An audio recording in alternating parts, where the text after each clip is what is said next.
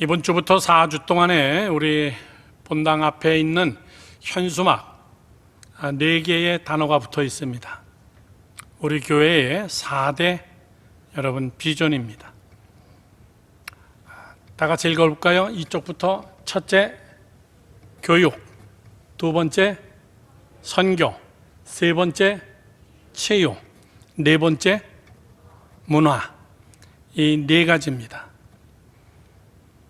이 4가지 중에 오늘은 먼저 선교회 하는 교회, 성령에 붙잡힌 바 되어 성령에 충만하여 선교하는 교회, 이거에 대해서 여러분께 말씀으로 함께 은혜를 나누고자 합니다.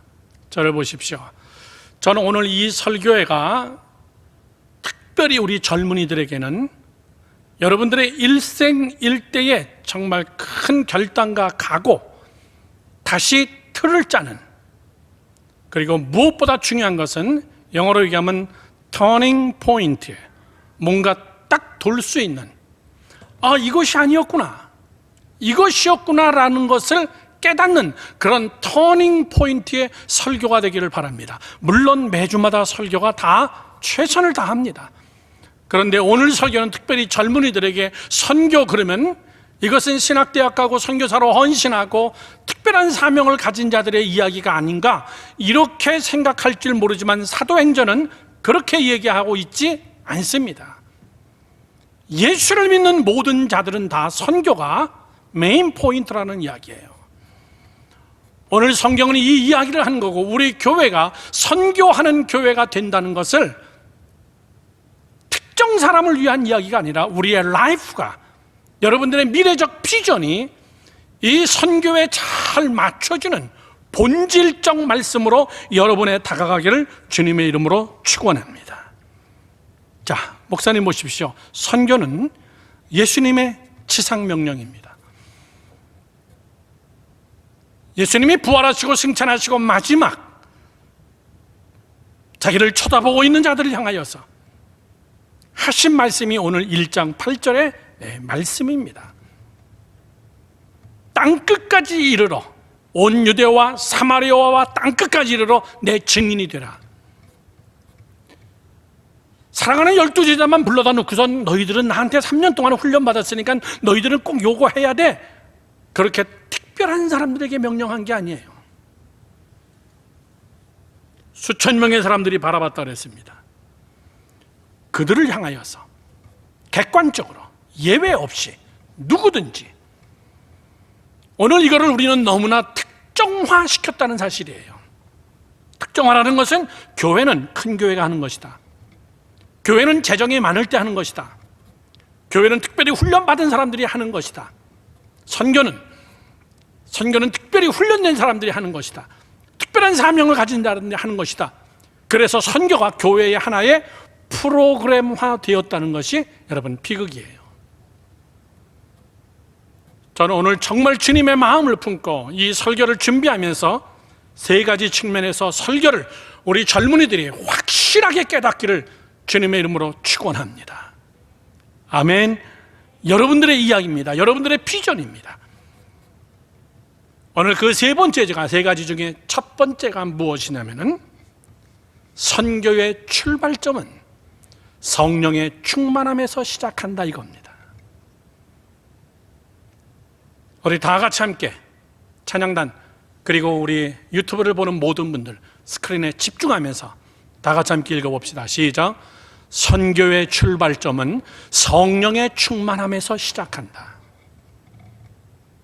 오늘 본문의 말씀 이렇게 써 있습니다. 오직 성령이 임하면, 앞에 오직이라는 말을 썼어요. 이거밖에는 없다는 겁니다. 이것으로 시작해야 된다는 거예요. 이것이 뭐죠? 성령 충만함. 성령이 너희에게 임하시면 너희는 권능을 받는 것이다, 그 얘기예요. 그러면 그 권능 가지고 뭐 하는 것이냐? 온 유대와 사마리아와 땅끝까지 이르러 내 증인이 되리라, 이렇게 말씀하십니다. 선교의 출발점은 성령 충만이구나. 선교의 출발점은 신학대학부터 가는 것이 아니로구나. 선교의 출발점은 어디 가서 특별히 훈련받는 걸로 시작하는 거 아니로구나. 선교의 출발점을 매 순간순간 성령의 충만함, 성령이 내게 임하시면 우리는 모두 다 뭐가 되는 거예요? 위트니스, 증인이에요. 어디까지 해라? 온 유대와 사마리아와 땅 끝까지 이르러, 이렇게 써 있습니다. 성령 충만하지 않고 하는 선교는, 잘 들으세요, 선교의 옷을 입은 자선사업입니다. 성령이 충만하지 않은 자들이 하는 것은 99.9%, 아니 100%, 성령 충만하지 않은 자들이 하는 선교는 선교의 옷을 입으나 사실은 그 속에 뭐가 있는 거냐면 자선사업입니다. 자, 자선사업이라는 말이 뭐죠? 굉장히 아름다운 말입니다. 자선사업은 자기가 선한 일을 하는 거예요. 나 정말 착한 일하고 살고 싶어. 어저께 여러분 뉴스에 났죠? 얼마 전에 어느 할아버지가 심부름을 왔어요. 동사무소에 봉투 하나 가지고 와가지고 직원에게 내놓고 갔어요. 그거를 펴보니까 그 안에 얼마가 들었어요? 수표 한 장 3억이 들었어요. 나는 심부름꾼입니다. 이 사람은 절대 누구라고 이야기할 수도 없습니다. 그 수표를 열어보니까 그 안에 편지가 한 장이 들어있습니다. 반드시 어려운 자들, 부모가 없는 애들, 교육을 못 받고 있는 애들, 생계가 어려운 애들, 그들을 찾아내가지고 잘 써주시기 바랍니다. 어디에 썼다는 것은 반드시 지상에 알려주세요. 제가 그거를 보겠습니다. 그 사람은 여러분 한 번이 아닙니다. 동사무소 직원들은 작년에 1억을 했던 분, 그분일 거다라고 추측을 하고 있어요. 그런데 알 재간이 없습니다. 참 은혜가 돼요. 그러나 여러분 분명히 하십시오. 나도 저런 착한 일을 해야지. 예, 해야 됩니다. 중요한 것은 그 착한 일의 동기나 방법이나 수단이나 목적이나 모든 것이 다 성령 충만하지 않으면 다 자선사업이에요. 자선사업과 여러분 선교와의 차이가 뭘까요? 잘 여러분 마음에 묵상하기 바라요. 자선사업이 나쁘다 이런 얘기 절대 아닙니다. 차이점은 분명히 있습니다. 자선사업은 첫 번째, 돈 없으면 못합니다. 그리고 안 합니다. 내가 가진 것이 있어야 합니다. 선교는요, 하나님의 명령입니다. 사도 바울이 돈을 쌓아놓고 했던가요? 자비량 선교했어요. 스스로 텐트를 만들면서 성도들이 헌금을 보내주면 그거 가지고 그러면서 했어요. 자선사업, 저 사람은 자선사업이구나. 그건 분명히 뭘로 알 수 있냐면 돈 없으니까 안 하는구나. 돈 있는 사람이 해야 되는 거라고 생각하고 있구나. 저 사람의 기도를 들어보니까는 하나님 내게 물질의 복을 주시면 내가 선교할게요. 저 사람 자선사업 하려고 하는구나. 하나님 내가 성령 충만하면 나 죽을 때까지 내 목숨 놓고 하나님을 위해서 살게요. 그 사람은 선교예요. 여러분, 목적, 방법, 수단, 의미, 결과, 자기의 선의 무게를 실는 자들은 잘 들으십시오. 그 사람들은 돈이 없으면 절대 못합니다. 아니, 안 합니다. 왜?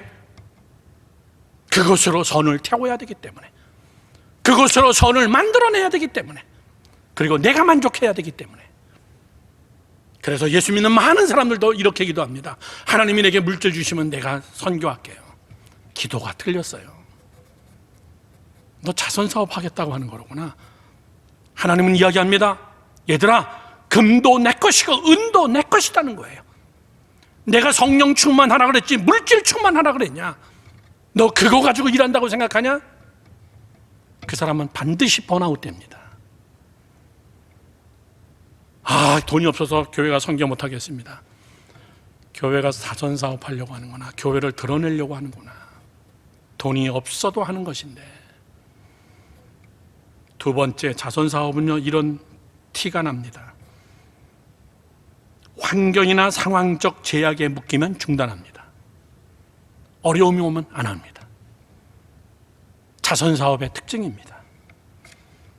인간의 능력과 한계로 선교를 해야 하기 때문에 인간적 한계에 머무르면 반드시 그 사람은 중단합니다.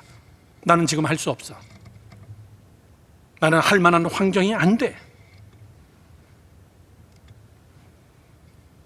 젊은이들 저를 보십시오. 가나안 땅에 들어갔던 정탐꾼들의 실패가 뭐예요? 자기가 할 수 있나 없나 그걸 조사하러 들어갔던 거예요. 갔다가 와보니까 이게 웬일이에요? 어마어마한 인간들이에요. 우리는 벌레 같은 인간들이에요. 그래서 그들은 뭐라 그럽니까? 우리는 잘못 왔다. 우리가 큰 실수했다. 그들은 막 울기 시작했어요.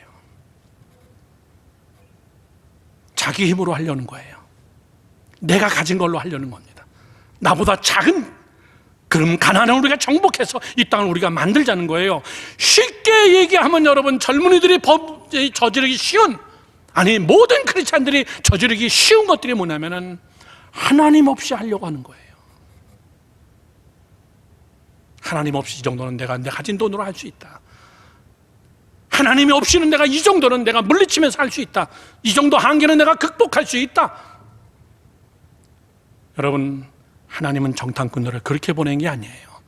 너 할 수 있냐 없냐 이거 물은 게 아니라 너 하겠느냐 안 하겠느냐 그걸 묻는 거예요. 내가 과연 선교를 할 수 있을까 없을까? 여러분 가보세요. 기절초풍할 노릇입니다.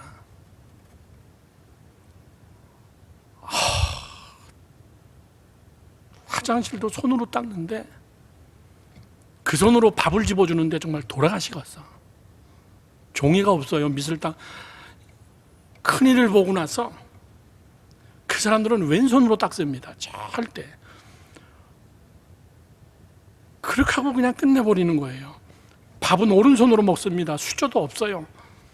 난 그날부터 아프리카 갈 때 내 수저를 들고 다녀. 여기다 꽂고 다녀. 밥 주면 얼른 꺼내가지고 탁 먹어. 그걸로. 도저히 난 손으로 못 먹겠어. 할 수 있습니까 없습니까? 못합니다 여러분. 하나님이 우리에게 묻는 것은 너 할 수 있어 없어 이거를 묻는 게 아니에요. 정탐꾼들을 가나안에 보낸 것은 너 할 수 있나 없나 그거 보고 오라는 게 아닙니다. 가서 보면 우리는 못해요. 너 하겠느냐 안 하겠느냐 그거예요. 하면은 너가 하겠다 그러면은 내가 대신 성령으로 너를 무장시켜 줄게. 내가 성령으로 너와 함께 할게. 그러면 너 권능 받아. 못할 것 같은 거 하나님이 다 해. 성령의 능력으로 해낼 수 있어. 네 생각으로는 안 되지만은 하나님의 방법으로는 돼. 여러분,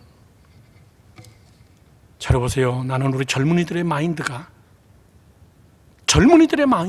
이런 선교적 마인드가 있기를 바라요. 우리 찬양단 모집합니다. 할 수 있어요 없어요? 여러분 일찍 나와야 돼. 1시간 일찍 나와야 돼. 평일날도 그러고 해요 여러분들. 난 시간 없어 못해. 안 됩니다.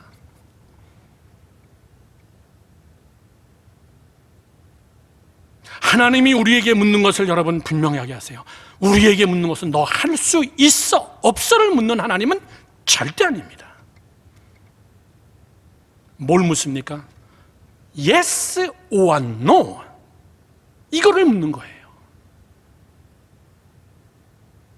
우리는 믿음으로 Yes라고 대답하면은 내가 너에게 성령을 선물로 줄게. 여러분 시작도 성령님, 방법도 성령님, 한계에서 포기하지 않고 역사되어지는 그것도 성령님. 우리는 도구일 뿐입니다. 믿으시기 바랍니다. 믿으시기 바라요. 앞으로 여러분의 비전을 향하여서 갈 때 할 수 있다 없다로 결정하는 것이 아니라 하나님 이것은 내가 하겠습니다. 되게 해주세요. 보혜사 성령이요. 그래서 보혜사 성령이 필요한 거 아닙니까? 내가 할 수 있는 거라면 왜 하나님이 도와주려 해요? 하나님이 거기 개입할 일이 뭐가 있겠습니까? 대표적 사건이 뭐예요? 대표적 사건 우리 구약에서 배웠죠. 모세의 떨기나무 사건이에요. 왜 하나님은 모세를 떨기나무에서 불렀을까? 바위에서 부르면 멋있을 텐데, 바다 한가운데서 부르면 멋있을 텐데, 왜 조그만 나무 뽀작뽀작 타고 있는 거기서 하나님이 모세를 불렀을까? 하나님의 메시지가 있기 때문에 그래요. 모세야, 별 볼 일 없는 불 같지만 타고 있는데 쟤는 쟤가 안 돼. 저건 내 불이야. 너는 지금까지 네 불로 불살랐어. 너 그래 40년 동안 애굽 왕실에서 잘났다. 교육 잘 받았다. 그렇게 하고 네 힘으로 네 민족들을 구원하려고 하지만 넌 살인죄 저지르려고 40년 동안 광야에서 도망자 생활했어. 내가 없으면은 너는 아무것도 아니야. 네 불로 불태워봐야 자선사업밖에 안 돼. 내 불이 타야 돼, 네 안에서. 저 나무가 크지 않지만은 하나님이 너와 함께 하면은 타고 있으나 꺼지지 않아. 번아웃. 닳진 않는다 그 얘기예요. 환경이 두렵지 않다 그 얘기입니다. 돈을 주세요, 마세요. 하나님 나에게 많은 것으로 채워주세요. 그러면 하겠습니다. 우리는 그 기도가 우리의 기도가 아니에요. 하나님, 하나님의 불로 타오르게 해주세요. 하나님의 불로 타오르게 해주세요. IT에 지진 났을 때 목사님은 지진 나고 2달 있다가 저희 아들 찬민전도사랑 같이 함께 자동차로 들어갔습니다. 공항 활주로 가다 붕괴돼 버리고 도미니카서부터 자동차로 7시간을 국경을 넘어가지고 IT에 들어갔습니다. 많은 한국 선교사님들, NGO들, 소위 말하는 정말 자선단체들도 많이 왔어요. 선교사님들도 많이 왔습니다. 식사 한 끼를 대접했습니다. 한국 선교사님들, 한국에서 온 NGO들 다 같이 함께 식사했는데 그들의 불이 불같이 타올라요. 다 같이 한마디씩 하는데 IT가 금방 미국까지 강대국이 될 것 같아. 그런데 여러분, IT에 있는 선교사님들도 제 설교를 듣는 분 계십니다. 1년도 안 돼서 다 돌아갔어요. 1년도 안 돼서. 자기의 불을 타갖고 왔어. 자기의 의욕에 타갖고 왔어. 그때 한때 뉴스에도 멋있게 났었죠. 한국의 모 여자 걸그룹 선교사가 되다 IT에 있는 어느 젊은 전도사하고 결혼을 하고 만났어요. 지금 다 IT 떠난 자들입니다. 그 유명한 걸그룹이 선교사로 헌신해서 결혼해서 들어간다니까 삼성, 현대에서 엄청나게 물질을 도와주고 가전제품을 주고 지금 뭐 하는지 모르겠어요. 여러분, 나는 우리 젊은이들이 정말 하나님 앞에 불타는 여러분 되기를 주님의 이름으로 축원합니다. 자, 제가 왜 성경 구절을 2군데를 봤나? 딱 머리에다 외워두세요. 오직 성령이 너희에게 임하시면 너희가 권능을 받고 그 다음 어떻게 된다고요? 예루살렘과 온 유대와 사마리아와 땅끝까지 이르러 내 증인이 된다. 이렇게 얘기했어요. 보세요. 성령을 주셨습니다. 먼저 하나님께서는 성령을 줬는데 그들은, 제 설교를 오해하면 안 됩니다. 절대 꼬투리 잡고 저를 공격하지 마세요. 그들은 성령 충만하여서 무슨 생활을 했습니까? 사랑이 넘쳤습니다. 물건을 통용했습니다. 네 거 내 거가 없었어요. 성찬식을 같이 함께 했습니다. 공동체 생활을 시작했습니다. 아름다운 것 같으나 그들의 최고의 문제는 하나님이 날카롭게 지적하는 것은 왜 흩어지지 않느냐 그 얘기예요. 내가 너희들에게 성령을 줬더니 너희들끼리 물건을 통용하고 사랑하고 떡을 떼면서 매일같이 모여서 기도하고 우리는 성령 충만하다고 매일같이 모여서 흩어지라고 내가 성령을 줬지 너희들끼리 뭉치라고 줬냐 그 얘기예요. 여러분, 예수마을교회 앞에 전봇대가 500개가 서 있어요. 그래서 예수마을교회 앞에만 엄청나게 화내. 그 전봇대 다 필요 없어. 전봇대는요 100m에 하나씩 꼽아놓는 거예요. 100m에 하나씩. 흩어져 가지고 넓게 비추자는 거예요.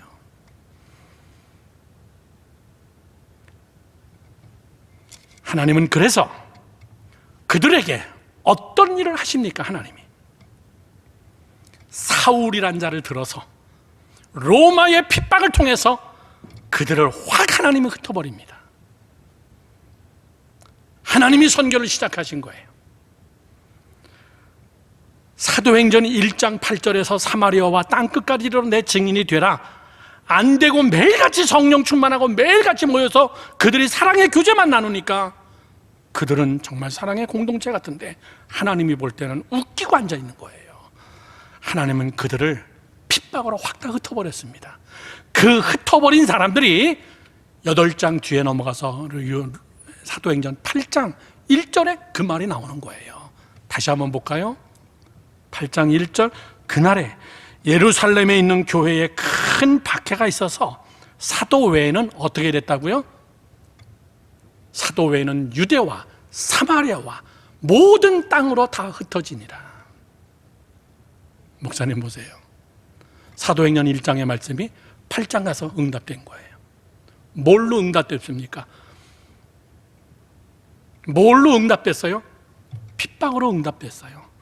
그들은 선교적 마인드 가지고 흩어진 거 아니에요. 죽을까 봐 도망간 거예요. 그 일은 누가 했습니까? 하나님이 했습니다.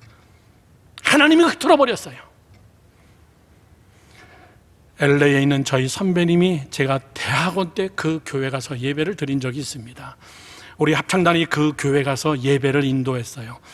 합창 연주회를 했죠. 주일 대배 시간에 일명 슈퍼마켓 처치, LA에서 제일 큰 한인교회였어요.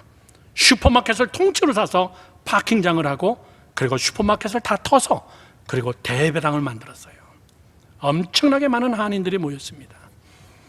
그런데 그들은 흩어지지 않았습니다. 힘을 자랑하기 시작했어요. 결국 그 교회는 그 후로부터 3개, 4개로 막 깨지기 시작했어요. 그런데 여러분, 놀라운 사실은 뭔 줄 알아요? 깨진 교회들이 그만큼 커졌다는 거예요. 때로는 하나님의 핍박이 하나님의 방법이고, 때로는 우리를 흩트는 것이 하나님의 방법이에요. 사도행전 1장 8절의 말씀이 사도행전 8장에 가서 사울을 통해서 응답된 겁니다. 그리고 그렇게 핍박했던 사울을 하나님은 불러서 다시 선교의 핵심에 갖다가 사울을 갖다 꼽아놓고 바울로 만들어 놓은 거예요. 저를 보세요. 난 우리 젊은이들이 흩어지는 자가 되기를 주님의 이름으로 축원합니다. 성령 충만해야 되는 이유, 성령 충만한데 흩어지지 아니하고 전도하고 선교하지 않는 것은 하나님 볼 때 직무유기예요. 성령 직권남용죄입니다. 성령 줬더니 엉뚱한 데다 쓰고 있네. 군인들한테 총칼을 줬더니 그거 가지고 수박 깎아 먹고 과일 먹고 전쟁은 안 하고. 직무유기.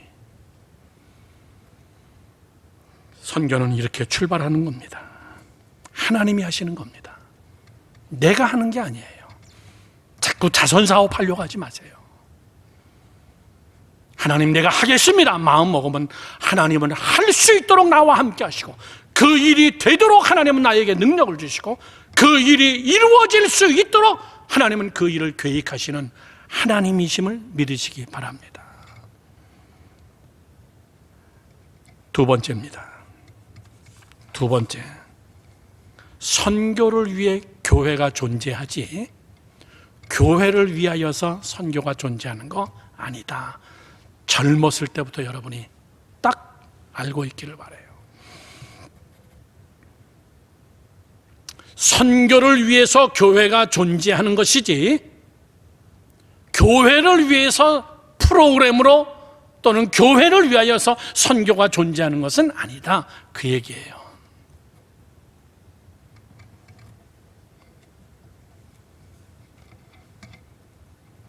선교가 교회를 끌고 가지 교회가 선교를 끌고 가는 거 아니다 그 얘기예요. 여러분, 우리 구약만 공부하다가 구약도 다 못 끝내고 지금 신약은 시작도 못 했는데, 신약에 들어가서 정말 중요한 것이 사도행전인데, 사도행전은 하나님의 뜻과 섭리와 방법을 한순간에 하나님이 확 바꿔버리는 예수 그리스도 이후의 대하나님의 전환입니다.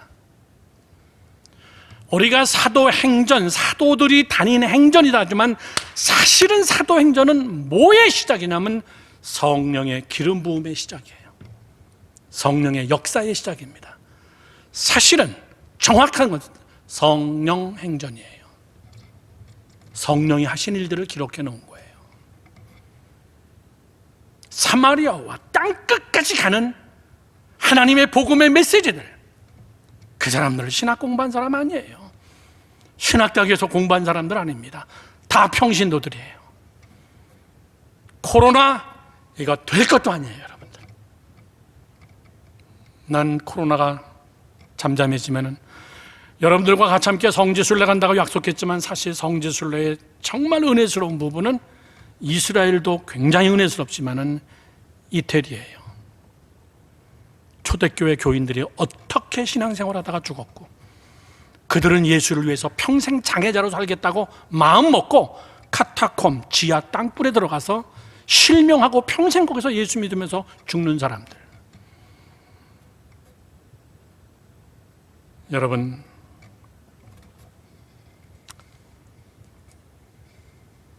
사도행전의 핵심적 두 개 단어가 있습니다. 사도행전은 이거 빼면 아니에요. 이 두 개. 사도행전의 좌우 두 개의 기둥은, 첫 번째는 성령이라는 단어고 두 번째는 교회라는 겁니다. 구약시대 때 보지 못했던 두 개예요.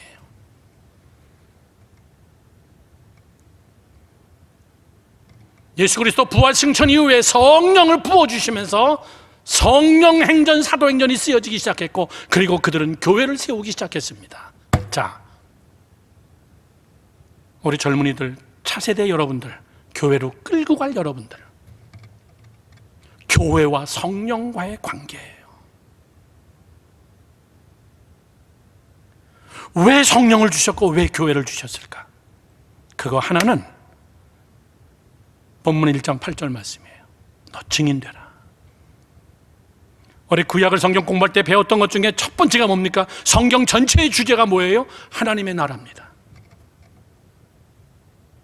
하나님의 나라가 펼쳐지는 거예요. 문영혼들이 구원받는 겁니다. 땅끝까지 가서 복음을 증거하는 것이에요. 그것 때문에 예수님, 인류 최초의 선교사, 그분은 예수님이세요. 천국에서 지상으로 오셨어요. 신격이 인격이 돼서 왔습니다. 그러면서 예수님이 하신 말씀이 너도 나같이 행하라 그 얘기예요. 부담됩니까 여러분? 아닙니다. 이거 평신도들이 들어야 될 설교예요. 성령과 교회와의 관계, 이것은 여러분 무슨 말이냐면은 목적과 수단이에요. 목적과 수단. 목적은 뭐냐라고 얘기할 때는 예수님이 하신 말씀이에요. 증인의 삶을 사는 거, 전도하고 선교하는 거, 이게 우리 모두의 목적이에요. 그것을 위하여서 성령을 주셨고 교회를 주셨어요.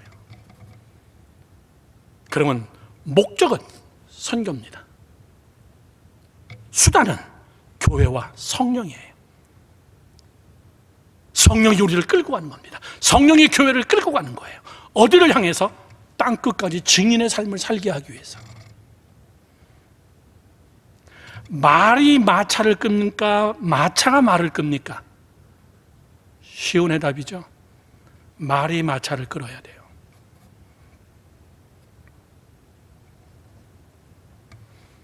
목적이 분명하면 하나님은 수단은 충족시켜 줍니다.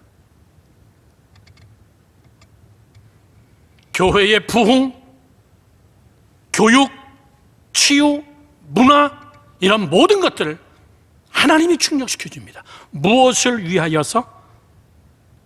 목적을 위하여서, 전도와 선교를 위하여서. 자, 목사님 보세요. 중요한 단어입니다.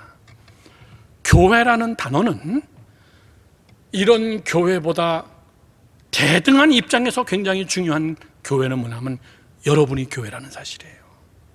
내가 교회라는 사실이에요. 바울도 이야기합니다. 너희 안에 하나님의 성전인 것을 너 모르느냐?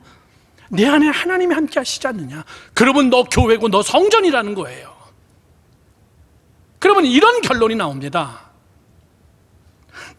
내가 교회라면은 내 인생의 목적을 내가 끌고 가는 것이 아니라 내 인생의 목적을 하나님의 목적에다가 맞추는 거예요. 아멘이십니까? 아멘.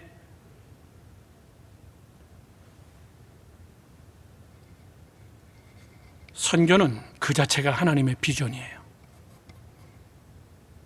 교회는 하나님의 비전을 이루기 위한 공동체들의 모임입니다. 그래서 흩어지지 않을 때 하나님은 제일 싫어하는 거예요. 전도하고 선교하지 않을 때 하나님은 반드시 채찍을 듭니다. 읽어보신 분 있습니까? 굉장히 오래전에 한 20년 전에 베스트셀러 35개 국어로 번역된 책인데 LA 세들백 교회의 릭 워런 목사님이 쓴 책 목적이 이끄는 삶 40일이라는 책이 있어요. 읽어본 사람? 여러분 맨날 읽어야 돼요. 목사님은 목회 처음 시작할 때 그 책이 나왔는데 뉴욕에 있는 우리 교회 바로 옆에 있는 교회 목사님이 번역했어요. 그 아들이 저희 아들 찬민 전도사하고 친구고 그 목사님이 그 책을 번역했는데 그것이 그렇게 어마어마하게 팔릴 줄 모르는 거예요. 목사님은 그 책을 사서 40일 특별 새벽 기도를 했는데 주일 낮 예배가 새벽 기도만큼 나왔어요. 목적이 이끄는 삶 40일을 서머라이즈 해가지고 새벽 교제로 다시 만들어서 그리고 노트를 만들어서 전교인에게 나눠주고 매일 하나씩을 놓고선 40일 동안 우리 기도했어요. 그때 우리 교회는 폭발적인 부흥을 했어요. 성도들이 하나님 앞에 헌신하기 시작했습니다. 그들의 재물을 하나님 앞에 다 내놓기 시작했어요. 그때 우리 교회 건축했어요. 목적이 이끄는 삶. 목사님 보세요. 목사님 손을 보세요. 목적이 왼손입니다. 목적이 이끄는 삶. 이 두 개가 목적이 이끄는 삶, 내 삶을 이끈다는 거예요. 삶이 목적을 이끈다는 거 아니라는 말이에요. 내가 내 비전을 꾸고 내가 가고 싶은 데를 가고 내가 내 비전, 내 목적을 세운 것을 내가 끌고 간다고 생각하기 때문에 언제나 우리의 기도는 내 목적입니다. 내 비전입니다. 항상. 이 책을 한 센텐스로 정리하면 이겁니다. 나는 왜 존재해야 하는가? 그 책이에요. 나는 이 땅에 왜 존재해야 되나? 당신의 목적이 뭐냐? 그 얘기예요. 오늘 초대교회 교인들이 성령 충만하고 하나님의 능력으로 구원받고 능력받고 난 그들은 뭘 몰랐냐면은 왜 성령을 주셨지? 이걸 모르는 거예요. 그리고 그들은 고된 핍박으로 땅끝까지 사마리아까지 흩어지고 나서 깨닫기 시작한 겁니다. 그리고 하나님은 사울을 바울로 바꿔서 제일 엘리트, 제일 탁월한 그 교회의 바울을 선교사로 파송해버린 겁니다. 여러분, 목적이 이끄는 삶 꼭 책을 사서 한번 읽어보세요. 하루에 한 단어씩만 읽으면 돼요. 그러면 우리의 삶의 틀을 다시 잡을 수가 있어요. 그 책의 결론은 뭐냐면 하나님이 당신을 부른 게 목적입니다. 당신이 이 땅에 있어야 될 이유입니다. 그거는 우리는 사나 죽으나 그리스도를 증거하는 겁니다. 그러면 하나님은 당신에게 보혜사 성령을 주실 겁니다. 그 성령을 통하여 당신의 삶이 전도와 선교의 당신의 삶을 그 목적을 따라가면은 하나님은 당신에게 필요한 모든 것도 다 공급해 주십니다. 먹고 사는 것이 목적이라면 하나님은 그 기도는 쉽게 응답해 줍니다. 그건 세 끼 먹고 살 것만 허락해 주면 돼요. 하나님 먹고 살게 해주세요. 그래, 세 끼 먹는 거는 하나님이 해결해 줘요. 아니 이거 말고 더 많이요. 아니 먹고 사는 게 목적인데 세 끼 먹을 정도만 내가 너에게 줄게. 사랑하는 젊은이 여러분들,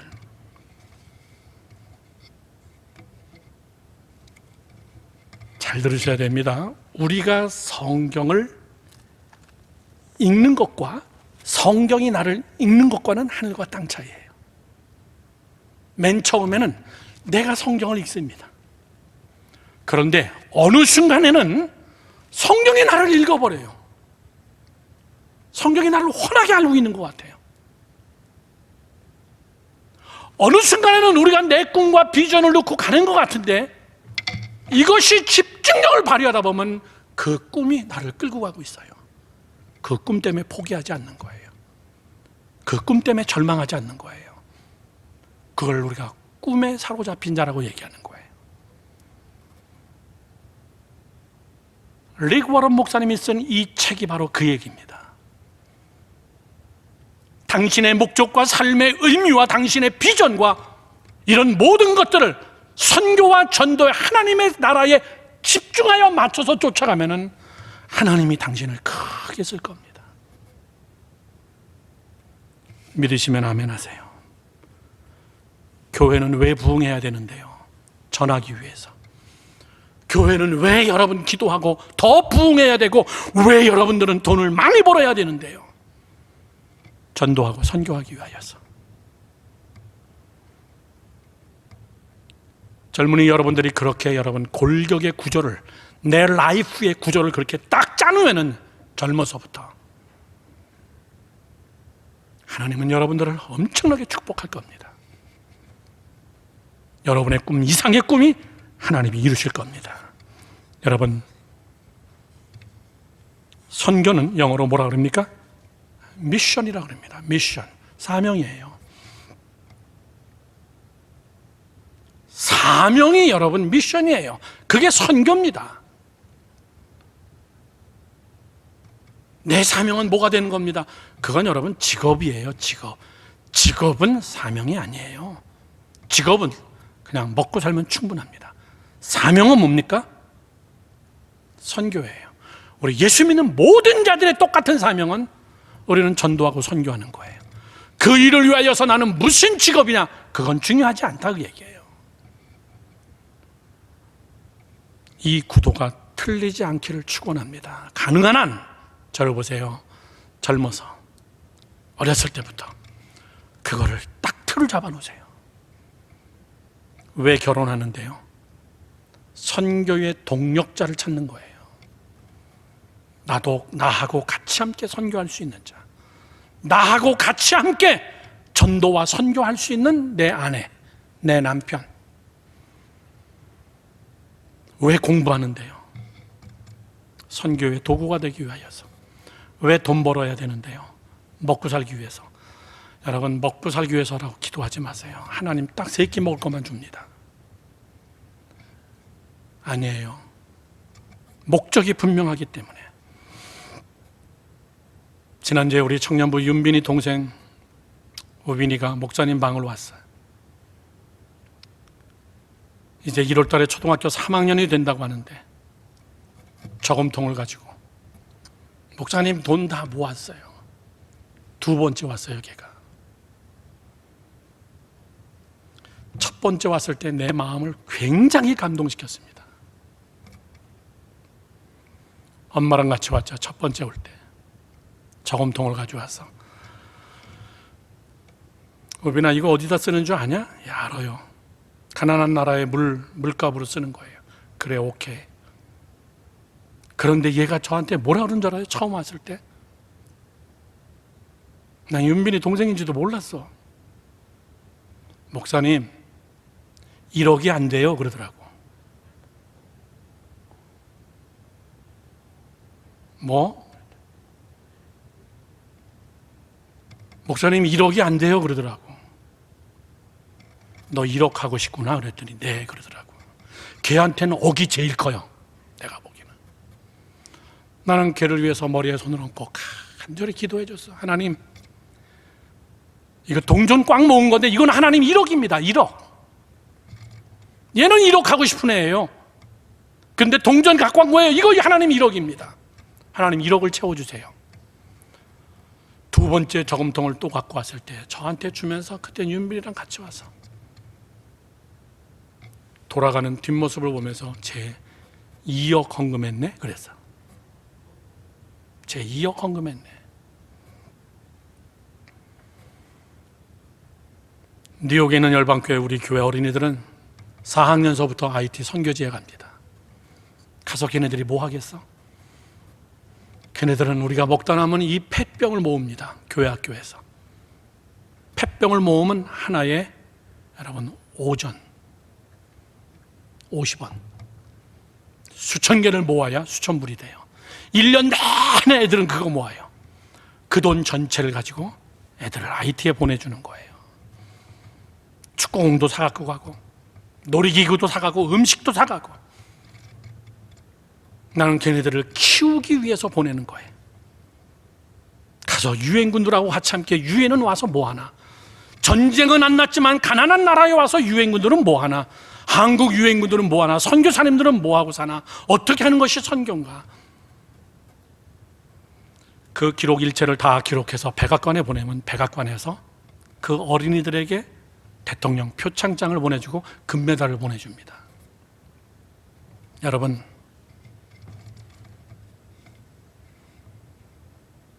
젊은 청년 여러분들의 인생의 목적과 수단을 정확하게 잘 맞추면 하나님은 압니다.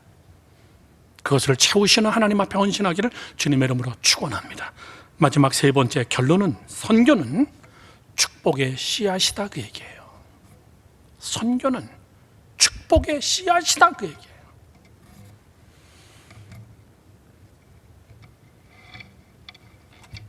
목사님 보세요. 한국이 잘 사는 이유가 뭔지 아십니까? 한국이 잘 사는 이유?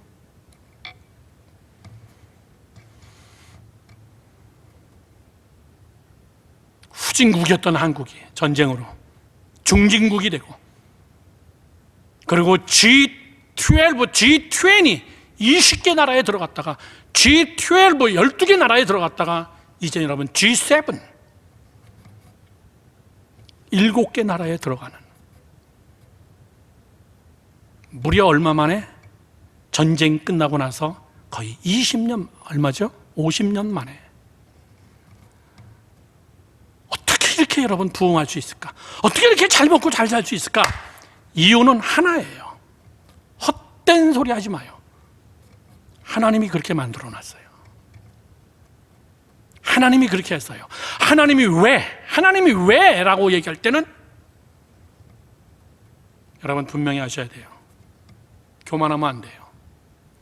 전 세계에서 단일 국가로서 선교사 제일 많이 파송하는 나라가 대한민국이에요.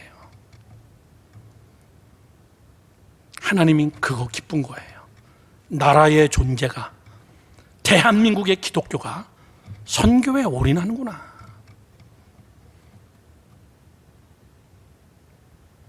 목사님이 매일같이 추도할 때 전 세계에 흩어지는 2만 5천 명의 한국 선교사님들 제가 기억나요. 몇 년 전만 해도 하나님 전국에 흩어지는 2만 명의 한국 선교사님들, 지난주까지 전국에 흩어져 전 세계에 흩어지는 2만 5천 명의 한국 선교사님들에게 올 1월 1일 날 다시 찾아보니까 2019년도를 기준으로 2020년도 기준 통계는 안 나왔으니까 선교사님들이 2만 8천 명이에요. 2만 8,079명. 171개국에 2만 8,071명인가요? 그 선교사님들이 나가 있어요. 저를 보세요. 한국인들이 그렇게 선교하는데 하나님이 이 땅을 부강하게 안 할 수가 없는 거예요. 이 땅을 여러분 높여놓을 수밖에 없는 겁니다. 엄청난 물질적인 것이 필요한 거예요. 많은 돈들이 2만 8천 명의 선교사님한테 송금이 돼야 되고, 그 일을 한국은 지금까지 해왔고, 제가 IT에 유엔에 가서 여러 나라 선교사님들, NGO들 만날 때 유엔군이 나 들으라고 듣기 좋으라고 한 말 아닙니다. 코리안, 대한민국 선교사들이 최고입니다. 전 세계 선교사들 많이 와 있어요. 대한민국 NGO가 최고입니다. 예수 믿지 않는 UN의 대표가 그렇게 얘기할 정도면 하나님이 여러분 그거 모르겠느냐 그 얘기예요. 하나님은 어느 한 나라를 축복할 때는 이유가 있습니다. 하나님의 목적과 맞는 나라, 하나님의 목적으로 써먹을 수 있는 나라, 탁월한 인물들을 하나님이 보여주시고 경제적 부유함을 허락해 줍니다. 경제적으로 한국이 이제는 엄청난 나라가 되고 과학, 의료, 교육, 사회, 예술, 문화, 스포츠 어디서든지 여러분 코리안들을 못 쫓아가요. 그 이유는 다시 얘기합니다. 교만하지 마세요. 선교에 올인하기 때문에. 저는 이 설교를 위해서 정확한 데이터를 찾기 위해서 코로나 바로 전 2019년엔 1년 동안 대한민국에서 단기 선교사로 나간 사람은 85만 명이에요. 단기 선교. 청년들, 어른들. 매년마다 85만 명 이상이 전 세계로 흩어져서 단기 선교를 하고 있는 거예요. 그렇게 하고 들어오는 사람들. 장기적으로 완전히 선교사로 가 있는 사람들 2만 8천 명 이상. 한국이 잘 사는 이유예요. 그거 하나예요.